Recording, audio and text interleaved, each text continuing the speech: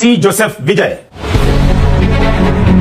तमिलनाडु की राजनीति के नए सुपरस्टार ईसाई केरलम और आंध्र प्रदेश में ईसाई मुख्यमंत्री हुए, लेकिन तमिलनाडु में पहली बार ऐसा होगा जब कोई ईसाई समुदाय का मुख्यमंत्री बनेगा।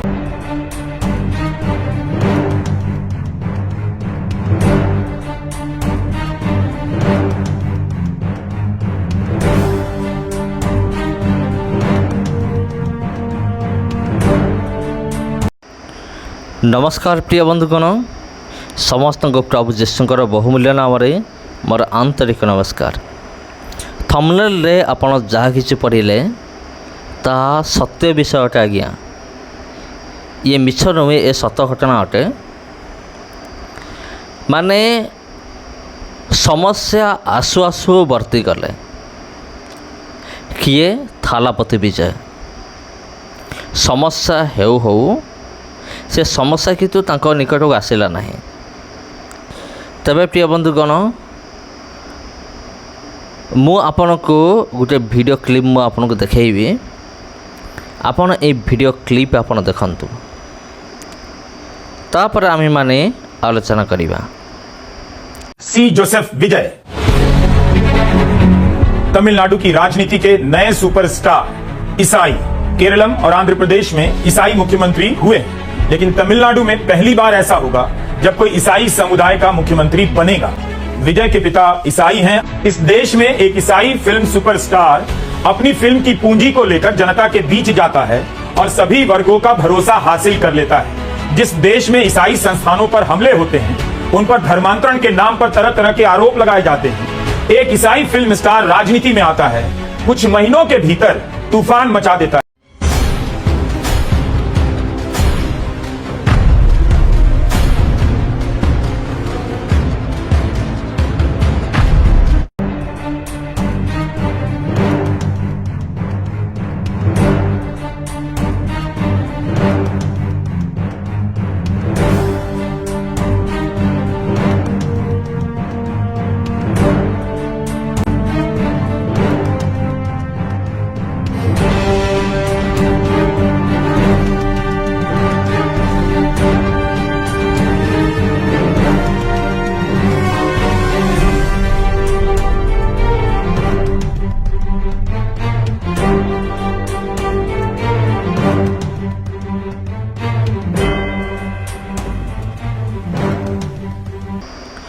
तबे ख्रीष्टरे प्रिय भाई एवं भनी माने, आपण वीडियो क्लिप आपण ऑलरेडी आपण देखिले जे थालापति विजय किपरि माने मु कहिया गले मृत्यु मुखरू से फेरी चंते। केमिति हैला कोन हैला आपण जानते, वीडियो क्लिप माध्यम आपण जानि पारुथबे जे कोन हेछि। आ ताको मु रिपीट करिया पे चाहू नाही, किंतु गोटे विषय मु कहिबी जोटा कहा जाए गरीब मानकर उद्धारकर्ता बा गरीब मानक साहाय्य कला वाला थालापति विजय भली कौन से नेता मु आज जाए मु देखी नथिली जे कि नेता मानक सहित जेमिति आउ साधारण लोक मानक सहित मते सेमति व्यवहार करिवे, आ जोटा कि बहुत भल गुण थिला। किंतु देखंतु एठार थिबा निरीह व्यक्ति जनक जहाँ किसी हाथ धरिचंते, से हाथ में एमती गोटे विषय थिला जोटा कि माने जीवन नेला भलिया माने गोटे जिनस तांको हाथ में थिला, किंतु तांको जना नाही। माने अजाणतर सेटा बाहरिला ऊपर को उठिला। हाँ प्रिय बंधुगण, आउ आपण तो जानती जेहेतु वर्तमान तमिलनाडुर सीएम होउछंती थालापति विजय, तांकर प्रत्येकटी कार्यकलाप प्रति जनतांकर नजर रहिबो। आउ कैमेरा तो सबुआड़े बुलुची, सब किसी रेकर्डिंग करुची। आउ एइटा भी जतबेले कैमेरामैन जतबेले शूटिंग करुथिले, वीडियो करुथिले, एई वीडियोटी मध्य तांक नजर को आसिला एवं एई क्लिपटा बहुत मात्रार भाइराल वर्तमान होउछि। हाँ प्रिय बंधुगण, ये वीडियो क्लिपटा वर्तमान बहुत मात्रार भाइराल होउछि जे सीएम ବର୍ତ୍ତି ଗଲେ।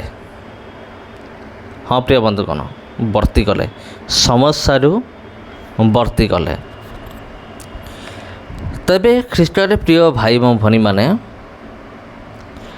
ଯଦି ଏଠାରେ ଯଦି କିଛି ଯଦି ହେଇଥାନ୍ତା ତେବେ କ'ଣ ହେଇଥାନ୍ତା? ଆପଣ କ'ଣ ଭାବୁଛନ୍ତି? କମେଣ୍ଟ କରିକି ନିଶ୍ଚିନ୍ତ ଭାବରେ ଜଣାନ୍ତୁ। ଆଉ ବର୍ତ୍ତମାନ ଥାଲାପତି ବିଜୟ यानी कि TVKର ବିରୋଧୀମାନେ, ବିଶେଷ କରିକି ବଜରଙ୍ଗ ଦଳ, RSS ଦଳ ଏବଂ BJPର କିଛି ନେତାମାନେ, ଆଉ ସେମାନେ ବର୍ତ୍ତମାନ ବହୁତ ଖୁସି ହେଇଥାନ୍ତେ ଯଦି ଏମିତି କିଛି ହେଇଥାନ୍ତା। କାରଣ ଦେଖନ୍ତୁ, ଇଲେକ୍ସନ୍ ପୂର୍ବରୁ BJPର କିଛି ନେତାମାନେ ବହୁତ ବଡ଼ ବଡ଼ ବାହାସ୍ପୋଟ ମାରୁଥିଲେ ଯେ TVK ଏମିତି ସେମିତି ଜିତିବାର କୌଣସି ଚାନ୍ସ ନାହିଁ, ମାତ୍ର 107 ସିଟ୍ ଅଛି, କେମିତି ଜିତିବ, ବହୁତ ବଡ଼ ବଡ଼ ବାହାସ୍ପୋଟ ମାରୁଥିଲେ। କିନ୍ତୁ ଯେତେବେଳେ ଥାଲାପତି ବିଜୟ ଯେତେବେଳେ ଜିତିଗଲେ, ତାପରେ ଏଇ ବିରୋଧୀମାନଙ୍କର ମୁହଁ ବନ୍ଦ ହେଇଗଲା। କିନ୍ତୁ ଏମାନେ କେବେ ବି ଚୁପ୍ ରହିବେନି, କାରଣ ଏମାନେ ସୁଯୋଗ ଖୋଜୁଛନ୍ତି ଯେ କେତେବେଳେ ଏମାନଙ୍କୁ ଆଉ ଗୋଟେ ସୁଯୋଗ ମିଳିଯାଉ, କେତେବେଳେ ଏମାନଙ୍କୁ ଆଉ ଗୋଟେ ସୁଯୋଗ ମିଳିଯାଉ, ଏମାନେ କ'ଣ ହେବେ? ଏମାନେ ପୁଣି ଥରେ ଥାଲାପତି ବିଜୟଙ୍କର ପଛରେ ପଡ଼ିଯିବେ। ଏଇଭଳି ନେତାମାନଙ୍କୁ ମୁଁ କହିବା ପାଇଁ ଚାହେଁ, 15 ବର୍ଷରୁ ଉର୍ଦ୍ଧ୍ୱ ହେଲାଣି, କିଛି ତ ତୁମେ କରିପାରିଲ ନାହିଁ, ତୁମ ଦ୍ୱାରା କିଛି ବି ହେଲା ନାହିଁ।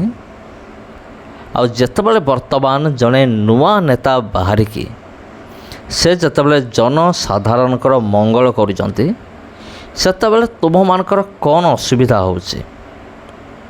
ଆଉ ସେଇଟା ମୋତେ ଟିକେ କମେଣ୍ଟ କରିକି ଜଣାଇବ। ଯଦି କୌଣସି ଖ୍ରୀଷ୍ଟିଆନ ବିରୋଧୀ ଯଦି এই ଭିଡ଼ିଓ ଦେଖୁଥାନ୍ତି, ଅନେକ ଖ୍ରୀଷ୍ଟିଆନ ବିରୋଧୀ ମୋ ଭିଡ଼ିଓ ବି ଦେଖନ୍ତି। କାହିଁକି ଦେଖନ୍ତି? ଆମକୁ ଏକ୍ସପୋଜ୍ କରିବା ପାଇଁ ସେମାନେ ଭିଡ଼ିଓ ଦେଖନ୍ତି, କିନ୍ତୁ ଏକ୍ସପୋଜ୍ କରିପାରନ୍ତି ନାହିଁ, ନିଜେ ଏକ୍ସପୋଜ୍ ହେଇଯାଆନ୍ତି। ଆଉ ଏଇ ଘଟଣା ବି ସେମିତି କିଛି। ତେବେ ପ୍ରିୟ ବନ୍ଧୁଗଣ, ଆପଣମାନଙ୍କୁ ପ୍ରତ୍ୟେକଙ୍କୁ ପ୍ରଭୁ ଯୀଶୁଖ୍ରୀଷ୍ଟଙ୍କର ବହୁମୂଲ୍ୟ ନାମରେ ମୋର ଆନ୍ତରିକ ନମସ୍କାର। ଯଦି এই ଭିଡ଼ିଓ ଆପଣଙ୍କୁ ଭଲ ଲାଗିଥାଏ, ଭିଡ଼ିଓକୁ ଆପଣ ସେୟାର କରନ୍ତୁ, ଚ୍ୟାନେଲକୁ ଆପଣ ସବସ୍କ୍ରାଇବ୍ କରନ୍ତୁ। ଆଉ ଆଜି ପାଇଁ ଏତିକି। ପୁଣି ଥରେ ଭେଟ ହେବ ଆପଣ ସହିତ ଆଉ ଗୋଟେ ଭିଡ଼ିଓରେ, ଆଉ ଗୋଟେ ଅଧ୍ୟାୟରେ।